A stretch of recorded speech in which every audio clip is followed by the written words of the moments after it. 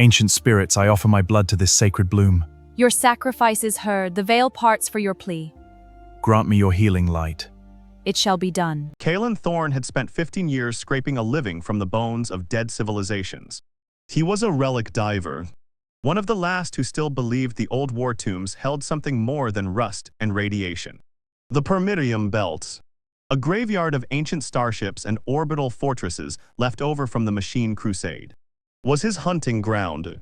Most divers hunted for power cores or weapons fragments. Kalen hunted for secrets. The signal had appeared 3 days ago, a low, resonant pulse on the quantum harmonic frequency, one that no modern ship or station emitted. It came from the heart of a derelict dreadnought, half swallowed by a decaying neutron star-esque gravity well. The Oblivion-esque gaze. The locals called it. 20 other divers had entered its hull. None had returned. Kalen's cutter, the Scavenger-esque Pride, was little more than a welded coffin with thrusters. But it was paid for. He guided it through the debris field, past the frozen corpses of failed expeditions, until the dreadnought-esque black silhouette blotted out the stars. The airlock ground open with a shriek of tortured metal. His suit-S sensors screamed interference. Then silence. Then the pulse again, stronger now. Almost hungry.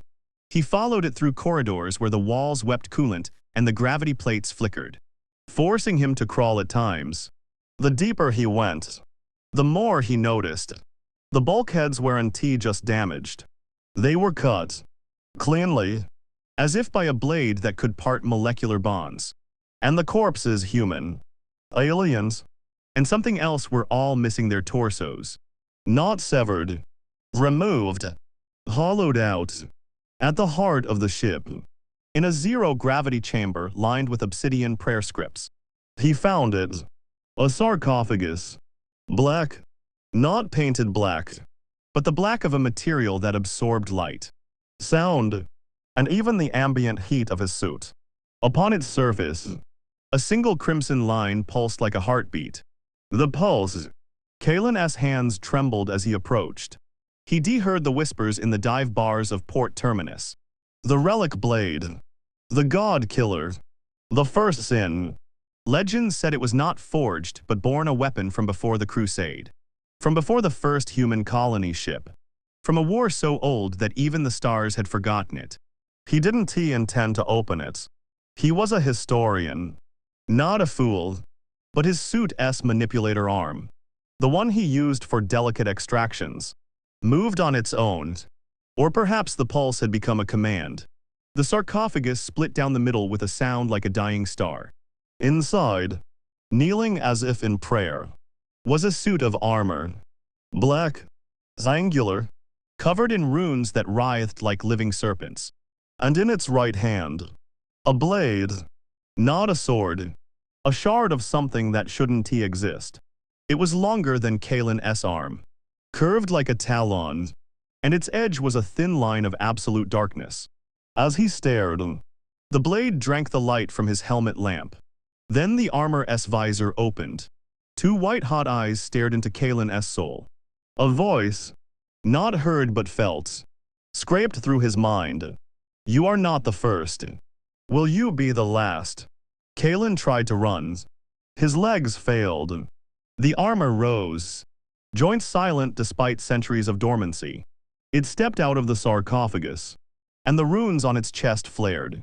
The blade hummed, and Kalen felt every weapon on his belt: a plasma cutter, a kinetic pistol, an old vibro dagger go dead. The armor extended a gauntlet, not to strike, to offer. The chains of the living bind the dead. Break them. Take me to the throne of rust. Kalen had no idea what that meant. But as the dreadnought-esque hull began to collapse around them, the neutron star-esque gravity finally winning, he made a choice. He grabbed the gauntlets. The armor flowed like liquid shadow, covering his own suit, fusing with his skin, his nerves, his thoughts, pain, then power. Then the blade was in his hand, and he was more than humans. He cut his way through the collapsing ship, the relic blade parting bulkheads like paper, and launched into space. Behind him, The Oblivion-esque gaze imploded. Ahead, a fleet of 6 Syndicate cruisers dropped out of warp. They had been tracking the Pulse 2. Middle, the rising storm. The Syndicate were not mere pirates. They were a corporate necrocracy, worshipping the Machine Crusade's leftover AI gods. Their leader, a translucent skin despot named Vexmar, had been hunting the relic blade for 50 years. He believed it was the key to awakening the Iron Prophet, a dormant world destroyer from the Crusade. Kalen, now bonded to the black armors, felt its memories bleeding into his own. It had been worn by a dozen warriors across 10,000 years. Each one had died the same way. Madness. The armor was not a tool. It was a prison for being called the Hollow King, an entity of anti-life that had nearly erased reality itself before being sealed into the blade. The armor suppressed the Hollow King's consciousness, but only when worn by a will strong enough to resist. Most had failed. The Syndicate cruisers opened fire without warning. Plasma torpedoes, railgun slugs, and coherent light beams converged on Kalen's position. The armor reacted faster than his thoughts. His body moved.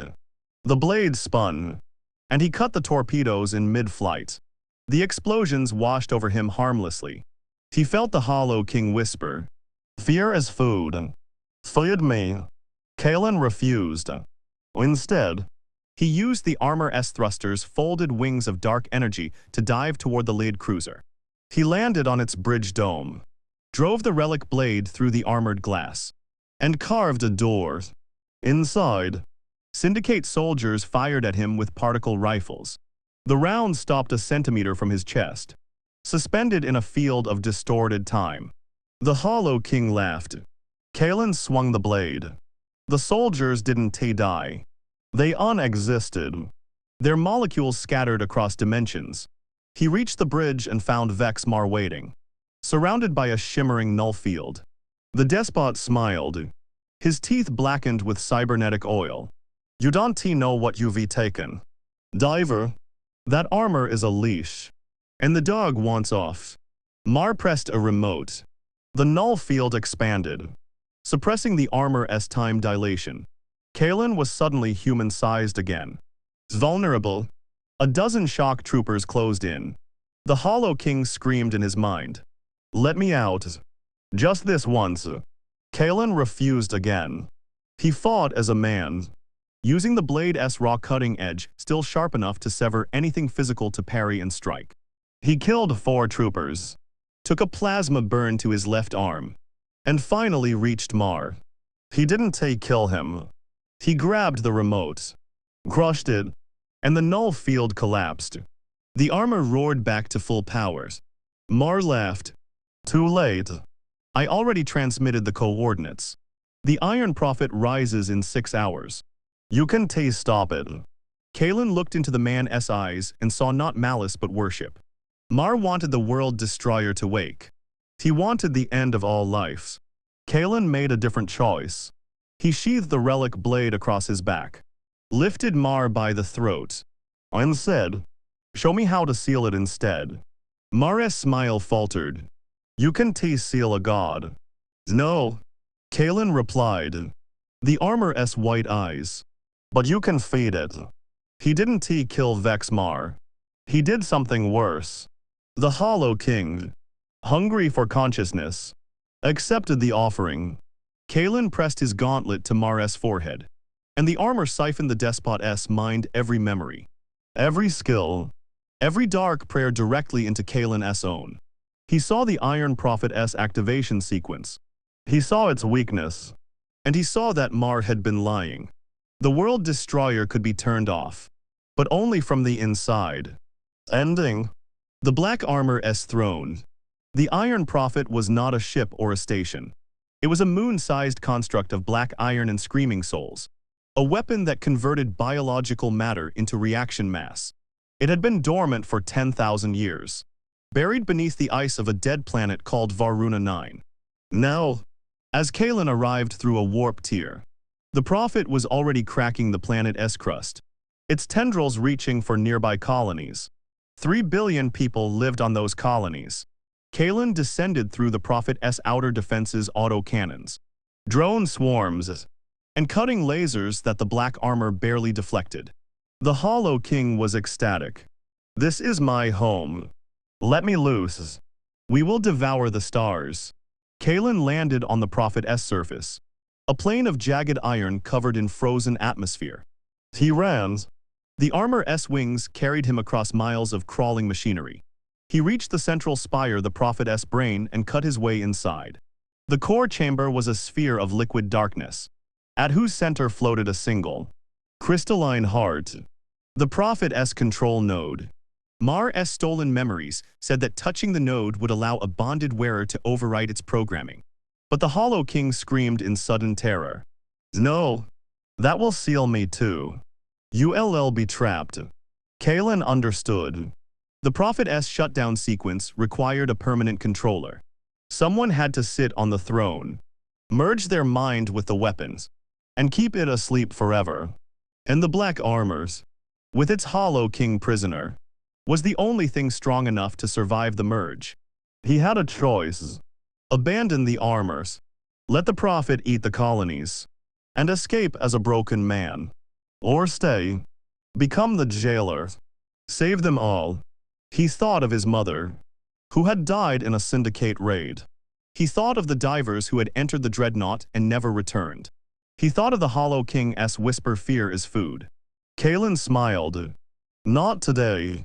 He strode to the crystalline heart, plunged the relic blade into its center, and sat down on the throne that formed around him.